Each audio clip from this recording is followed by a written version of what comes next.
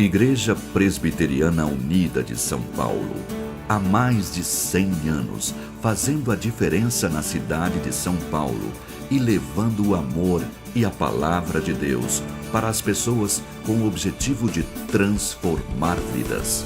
Eu frequento desde pequenininho, nos cultos, na EBD, no CP e agora na UPA.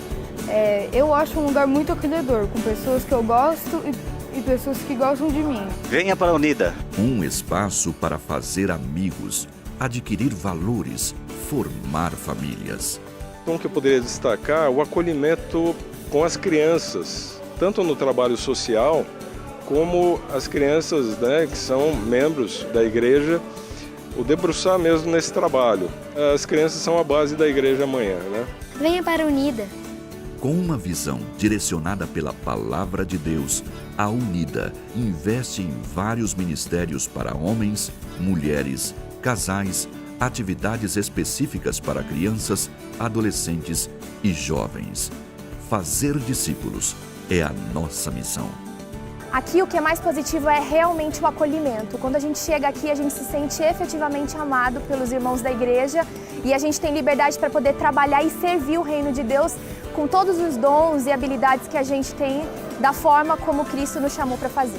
Venha para a Unida. Venha fazer parte da família da Unida. Certamente, aqui você será muito abençoado. A Igreja Presbiteriana Unida de São Paulo é uma igreja que se envolve com os problemas da cidade. Nossa UPH e a Junta Diaconal trabalham atendendo a Casa Porto Seguro, que ajuda moradores de rua e pertence à AEB, Associação Evangélica Beneficente. Nós também temos 2 capelães que trabalham cuidando de pessoas necessitadas no centro de São Paulo, junto com a Associação Evangélica Beneficente. A nossa SAF, a Sociedade Auxiliadora Feminina, faz um trabalho de oficinas atendendo as mulheres da comunidade e alcança mais de 60 mulheres todas as semanas aqui em nossa igreja. Se você quer estar em uma igreja que se envolve com a cidade, venha para a Unida.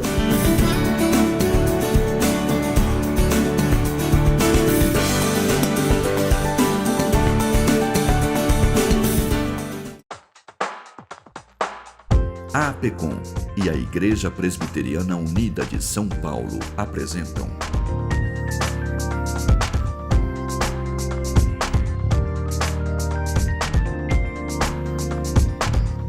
Cada Dia São Paulo. Então agora, nesse momento, eu convido toda a igreja a abrir em Gênesis, capítulo 26. Dali subiu para Berseba. Na mesma noite lhe apareceu o Senhor e disse: Eu sou o Deus de Abraão, teu pai. Não temas, porque eu sou contigo. Abençoar-te-ei e multiplicarei a tua descendência por amor de Abraão, meu servo. Então levantou ali um altar e, tendo invocado o nome do Senhor, armou a sua tenda. E os servos de Isaque abriram ali um poço. O melhor momento da vida. Esse é o tema da nossa mensagem nessa manhã. Depois de tanto conflito, de tanta contenda, de tanta luta, depois da bênção de encontrar um poço, Isaque recebe uma bênção maravilhosa e nós o vemos no melhor momento da sua vida, que ao ouvir essa mensagem, o Senhor dê a você a bênção de experimentar o melhor momento da sua vida. Ao olhar para o texto da palavra, nós aprendemos que o melhor momento da vida é quando Deus tira o véu. O melhor momento da vida é quando Deus tira o véu. O versículo diz, no número 23, dali subiu para Berseba. Na mesma noite lhe apareceu o Senhor e disse: Eu sou o Deus de Abraão, teu pai. Depois de tanta luta, irmãos, depois de tanto conflito, certamente o coração de Isaque está angustiado. No contexto, vamos perceber que ele está amedrontado. E quando ele vai para Berseba, tentando buscar um lugar de paz, depois de tanta luta para encontrar água, para encontrar poços, de oposição de pessoas, de conflitos, de discussões, ele quer paz. E ele chega em Berseba, e a Bíblia diz que o Senhor apareceu para ele. Você já parou para pensar que bênção maravilhosa? O Deus eterno, amados irmãos, apareceu para Isaac.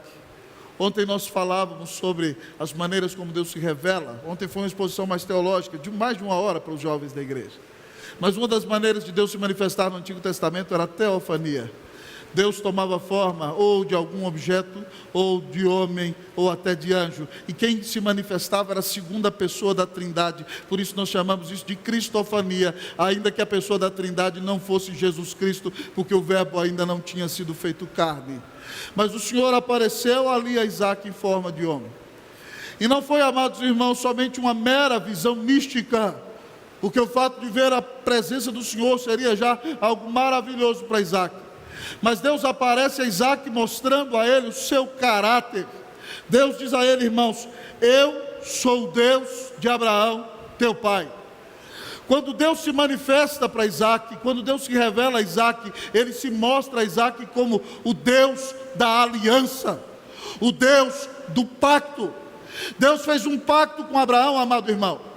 Você se lembra bem, Abraão com 75 anos é estéril, é um homem muito abençoado. E Deus tira ele da terra. Deus muda o nome dele de Abrão para Abraão, de pai, de grande pai para pai de uma grande multidão. Ele está esperando um filho. Ele tenta dar um jeitinho depois de 10 anos e tem um filho com a mulher que trabalha para sua esposa dentro de casa, mas aquele não é o filho da aliança. 25 anos depois, Deus dá a ele o seu filho Isaque, como prometera. Deus prometeu que daria à descendência de Abraão todas aquelas terras. Deus prometeu que por meio da família de Abraão seriam abençoadas todas as famílias da terra, referindo-se à vida do Senhor Jesus Cristo ao mundo. Isaac já tinha ouvido Deus falar com ele. Para o pai dele, ele disse: sai que eu vou te abençoar. Para Isaac, Deus disse: fica que eu vou te abençoar. E agora Isaac se encontra com o Senhor, e ele conhece um pouco mais do caráter de Deus, e ele sabe que Deus é o Deus fiel, é o Deus do pacto, é o Deus da aliança.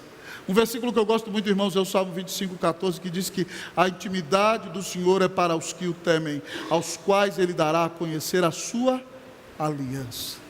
Se você teme ao Senhor, se você crê no Senhor, se você é um dos eleitos de Deus, que foi salvo pela graça mediante a fé, e crê em Cristo Jesus, e vive uma séria vida de temor de Deus e o busca, o Senhor promete que você vai conhecê-lo mais. O melhor momento da vida é quando Deus tira o véu, é quando Deus nos deixa conhecê-lo mais, é quando Deus traz a nossa memória, por meio da sua palavra, que Ele é o Deus que mandou o Redentor para morrer em nosso lugar, que Ele tem um pacto, amados irmãos, com o seu Redentor, o pacto da redenção eterno, e tem um pacto conosco, o pacto da graça. No pacto da redenção, Ele disse a Cristo que Cristo desse sua vida na cruz do Calvário, que todos os eleitos pelos quais Ele morreriam seriam salvos. Jesus fala um pouco sobre isso quando fala em João 6,37: todo aquele que o Pai me dá, esse virá a mim, e aquele que vier a mim, de modo nenhum lançarei fora. Ele diz também no João 6,44: ninguém pode vir a mim se o Pai que me enviou não o trouxer, e eu o ressuscitarei no último dia. Se você veio a Cristo das mãos do Senhor Jesus, nunca ninguém vai poder arrebatar você. Você está redimido de todos os seus pecados. Você pode confiar na promessa da aliança com Deus. E não só você, toda a sua família está debaixo da bênção de Deus. E você verá gerações do seu lar vivendo com santo temor na presença do Senhor, se ensinados na sua palavra. Quando Deus tira o véu, nós o conhecemos mais e nós o amamos mais. Irmãos, eu sou tremendamente admirado pela vida de Enoque. Quando você lê a genealogia do Antigo Testamento, a genealogia dos filhos de Deus, fala de homens que eles nascem, crescem, depois de um tempo se casam, têm filhos e morrem. E vão falando de todos eles até que se chega no 7º depois de Adão, que é Enoque. E em Enoque o ciclo se quebra, porque a Bíblia diz que Enoque viveu 65 anos, se casou, gerou Matusalém, o seu primeiro filho. Mas depois que Enoque começou a ter 65 anos, ele começou a ter um relacionamento de maior intimidade com o Senhor. A Bíblia diz que andou Enoque com Deus. Enoque começou a invocar mais a presença de Deus. Enoque começou a ouvir a voz de Deus, começou a caminhar com Deus, e a Bíblia diz que ele caminhou com Deus e gerou filhos e filhas. E a Bíblia diz que quando passaram 300 anos, um dia Deus resolveu levar Enoque para o céu. Porque Enoque era um homem que caminhava com Deus. E Enoque foi levado para o céu sem passar pela morte, porque tinha intimidade com o Senhor. Eu quero lhe perguntar, você tem intimidade com o Senhor? Ou você é um deísta prático? Pastor, o que é isso? A maioria, infelizmente, das pessoas que se dizem protestantes no dia de hoje são deístas práticos. Eles vêm à igreja, eles escutam o sermão, eles cantam os cânticos, eles até louvam, mas no dia a dia eles não têm relacionamento pessoal nenhum com o Senhor. Eles não oram a Deus, não conversam com o Senhor, não o adoram, não cantam para Ele, não confessam seus pecados. Eles vivem de segunda a sexta como se Deus não existisse. Querido amigo e irmão, Deus quer ter um relacionamento vivo e pessoal com você. Ele deu Cristo na cruz para que você o conheça mais, para que você se alimente da palavra dele, para que você o busque em oração, para que você seja cheio do Espírito Santo. O melhor momento da vida é quando Deus tira o véu, é quando o Senhor coloca em você o desejo de estudar a palavra, leva você a ter uma vida abundante de oração, faz de você um adorador todos os dias e te leva a glorificar ao Senhor de todo o coração. Que você possa adorar a Deus com todo o seu ser, que a sua vida glorifique a Deus e que você tenha a bênção de separar tempo todos os dias para orar, para ler as Escrituras, para cantar para o Senhor, para conhecê-lo mais. Que o Senhor tire o véu e que Ele deixe que você o conheça mais. É a minha sincera oração pela tua vida, em nome de Cristo Jesus. Amém. Mas, pastor, qual será o melhor momento da vida? Eu achei que tinha sido quando o Brasil ganhou a Copa de 2002. Não, meu irmão. O melhor momento da vida é quando Deus tira o véu. Mas o melhor momento da vida é quando Deus tira o medo. O melhor momento da vida é quando Deus tira o medo. Sigamos o texto. O texto diz, olha o que o Senhor falou para ele. Depois de dizer que é o Deus de Abraão, pai. Não temas, porque eu sou contigo. Abençoar-te-ei e multiplicarei a tua descendência por amor de Abraão, meu servo. Não temas. Irmãos, Deus não diria, não temas, se Isaac não estivesse amedrontado. Talvez você me diga, mas pastor, Isaac é tão abençoado, por que ele está amedrontado? Eu gostaria de ver você na situação que Isaac viveu. Isaac habitava em Gerar, era amigo de Abimeleque, provavelmente vizinhos, porque Abimeleque o viu dentro da sua própria janela, que Isaac acariciava Sara. E de repente Deus dá a Isaac um crescimento exponencial, e o seu amigo diz assim, vai embora daqui, você é maior do que nós. Uma amizade de tantos anos foi quebrada. E ele vai para o vale de Gerar, desentulhou os poços de seu pai, deu a eles os mesmos nomes antigos, mas os filisteus vão lá e entulham os poços, e ele vai lá e abre um poço, e eu fico imaginando, irmãos, que os filisteus estavam ali olhando. Isaac vai com a sua empresa, que eu brinquei, né? Águas da Aliança, e ele bota seus funcionários ali, e acha um poço de água vivente, a água jorra, ele precisa de água para sobreviver naquela terra seca, e os filisteus chegam e dizem, o poço é nosso. Isaac é mais poderoso do que eles. Usando a linguagem lá da minha região, ele podia dar uma coça neles todos. Mas ele falou assim, tudo bem, é de vocês. Mas o nome do poço é Ezeque, que significa contenda. Vocês são encrenqueiros, vocês gostam de encrenca. Eu não gosto de briga, estou indo embora daqui. Imagina, irmão, o que quer viver debaixo de tanta contenda, de tanta pressão. E ele depois abre o poço em Reobote e fica esperando, será que vai vir alguém? E não vem, ele bota, que bom, Deus nos deu espaço na terra. Mas ele está vivendo uma vida de muita dificuldade. E aí agora ele parou em Berseba e ele fala, meu Deus, minha vida tem sido só conflito. Eu sou um homem pacífico, eu sou um homem fiel ao Senhor, eu sou um dos patriarcas do pacto e só encontro encrenca. O coração dele está amedrontado. E aí o Senhor aparece para ele e diz, meu filho, não temas, eu estou com você. E se eu estou com você, Isaac, você é maioria, eu sou contigo. E o Senhor diz mais a ele, eu vou te abençoar, multiplicar a tua descendência por amor de Abraão, meu servo. O que Deus faz a ele, irmão? Deus relembra as suas promessas.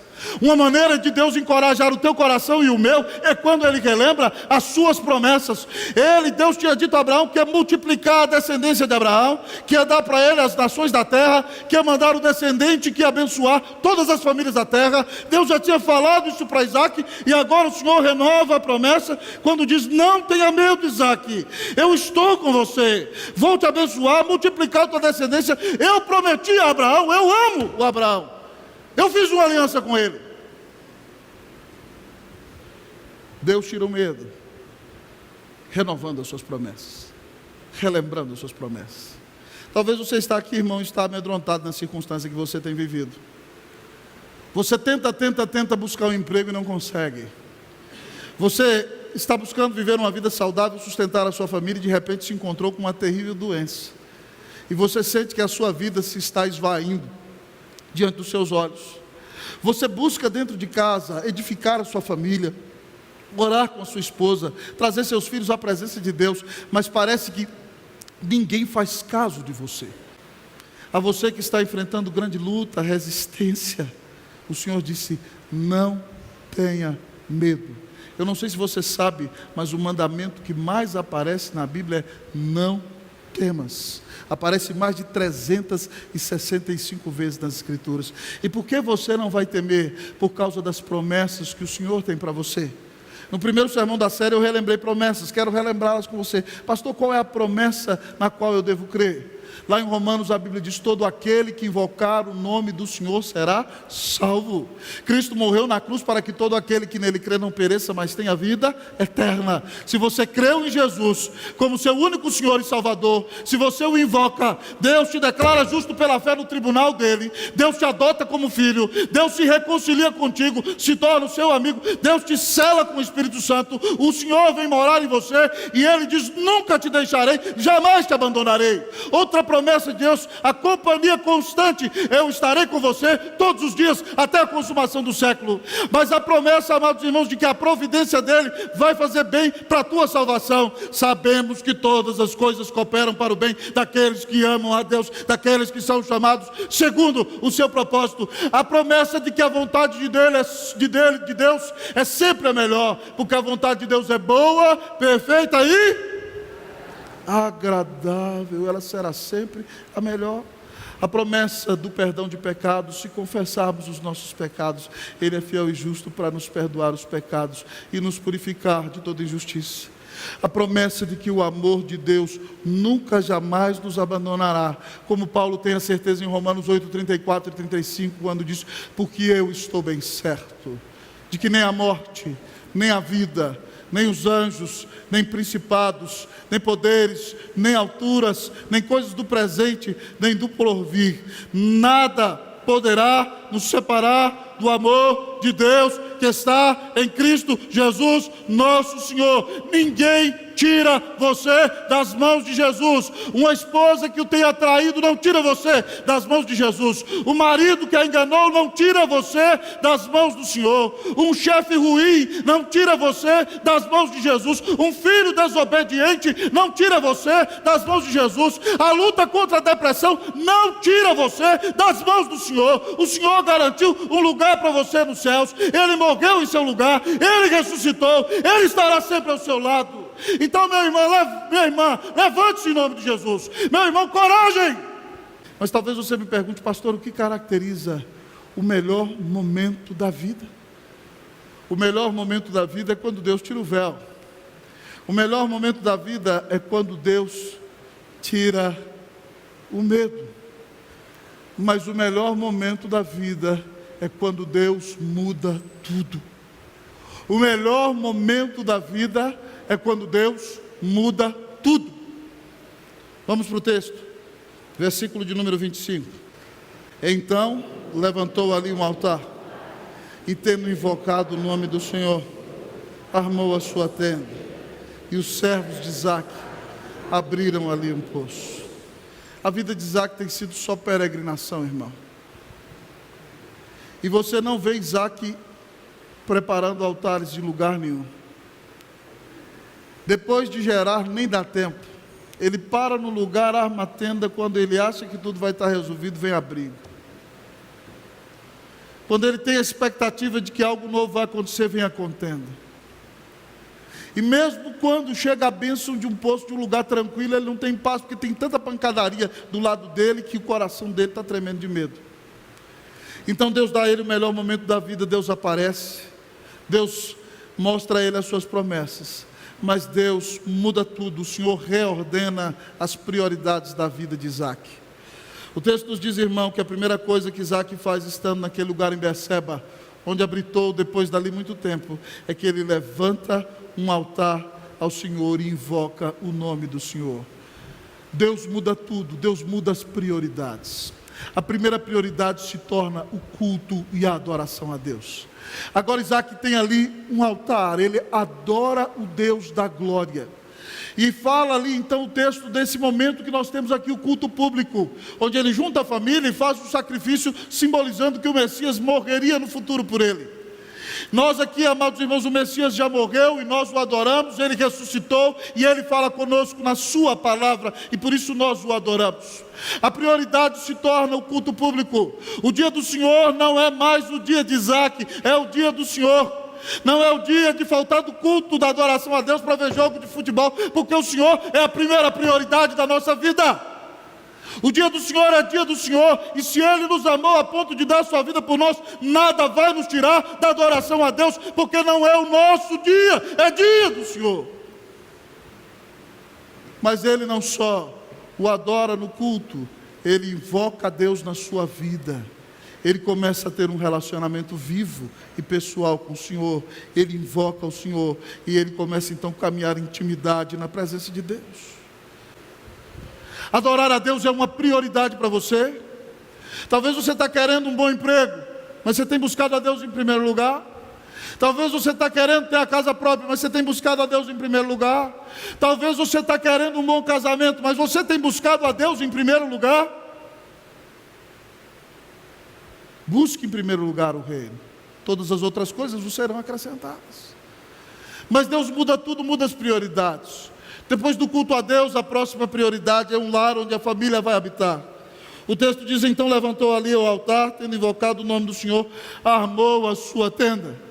A tenda era o lugar onde Isaac habitaria, junto com Rebeca, a amada da sua alma. Era o lugar onde os filhos seriam criados. Lembre-se bem, Isaac aqui, eu já falei para você, é provavelmente um homem de mais ou menos 80 anos de idade, mas cheio de vida e de força ainda. E com 80 anos de idade a vida dele é reordenada. Ele faz um altar, invoca a Deus e arma uma tenda. O lugar onde habitar.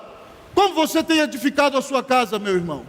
Marido, você tem amado a sua mulher como Cristo amou a igreja e tem dado a vida por ela? Esposa, você tem honrado e respeitado o seu marido como a igreja tem que respeitar a Cristo? Pai, você tem criado o seu filho na disciplina e na admoestação do Senhor? Você tem lido a Bíblia com ele? Você tem orado com ele? Você tem dado a ele bom testemunho? Você o tem trazido à casa de Deus? Filho, você tem obedecido o seu pai como a Bíblia diz que deve obedecer, porque isso é justo e é o primeiro mandamento com promessa e agrada a Deus. Nós precisamos edificar nossos lares, irmãos, debaixo da palavra de Deus. Jesus diz que todo aquele, pois, que ouve estas minhas palavras e as pratica, será comparado a um homem prudente que edificou a sua casa sobre a rocha. E caiu a chuva, transbordaram os rios, sopraram os ventos, deram com ímpeto contra aquela casa, e ela não caiu, porque fora edificada sobre a rocha. Se você quer que a sua família seja sólida, obedeça os princípios da palavra de Deus, e edifique a sua família no fundamento das Escrituras. Mas a terceira prioridade, então, é a vida de empreendimentos de Isaac. Diz o texto que ele fez um altar, invocou o Senhor, armou sua tenda, e o seu time, o pessoal das águas da aliança, águas do pacto, abriram ali um poço. Os servos de Isaac abriram um poço, porque é necessário sustentar a família, porque é necessário alimentar os animais, porque é necessário tomar banho ainda no deserto, porque é necessário dessedentar a sede. Isaac trabalhou com sua equipe, então abriu um poço, uma nova possibilidade, uma nova realidade. Meu irmão, não desista de lutar. Não desista de sonhar. Pare de dizer, já estou velho demais para voltar para a escola. Nunca é tarde para perseverar. Ah, pastor, já estou velho demais para aprender. Eu já li a Bíblia não sei quantas vezes. Meu irmão, pare com isso. Nunca é tarde para aprender. Deus chamou Moisés para o pastorado com 80 anos de idade. Deus chamou Abraão para segui-lo e ser um profeta com 75 anos de idade. Paulo se converteu provavelmente com 34 anos de idade e se tornou pastor somente aos 50 anos. E com 50 anos, em 14 anos de ministério, ele alcançou o mundo inteiro. Nunca é tarde para servir a Deus. Nunca é tarde para uma nova realidade. Se você está duvidando de que tem que fazer o mestrado, vai lá, se matricula, faz lá, cumpre os requisitos. Se você quer se candidatar para o doutorado, ora a Deus, Senhor, me dá o tema da pesquisa. Eu quero ser uma bênção em nome de Cristo Jesus. Se você, meu irmão, quer aprender uma outra língua, vai lá, abre esse cérebro, faz a diferença, cresça enquanto estiver aqui, em nome de Jesus. Mas talvez você diga, pastor, eu tenho aberto poços e é tão difícil. Eu quero dizer para você que os que com lágrimas semeiam, com júbilo ceifarão. Quem sai andando e chorando enquanto semeia, voltará com júbilo trazendo seus feixes. O Senhor não desiste de você. Continue a investir, continue a lutar. Continue a educar a sua família com a palavra de Deus. Mas, sobretudo, busque a glória de Deus. Adore a Deus, porque nunca ninguém amou você como Jesus amou. Pastor, qual é o melhor momento que eu posso viver na vida? É o momento, amado irmão, em que você crê em Jesus Cristo como Filho de Deus. Deus o declara justo pela fé no seu tribunal. Deus te adota como filho. Deus te reconcilia com Ele. Deus te dá a salvação eterna, o perdão de pecados. Um relacionamento vivo e pessoal com Ele, você se torna a habitação do Espírito Santo de Deus. Ah, meu irmão, você edifica o seu lar na palavra de Deus. Você faz todos os seus empreendimentos e trabalha com todo o seu ser debaixo da bênção do Senhor, para a glória de Deus. Que Deus abençoe toda a sua vida. Que Deus te dê a bênção de vivenciar o melhor momento da sua vida. Que Deus te abençoe, em nome de Jesus. Amém. Cada dia São Paulo, uma realização da APECOM e da Igreja Presbiteriana Unida de São Paulo.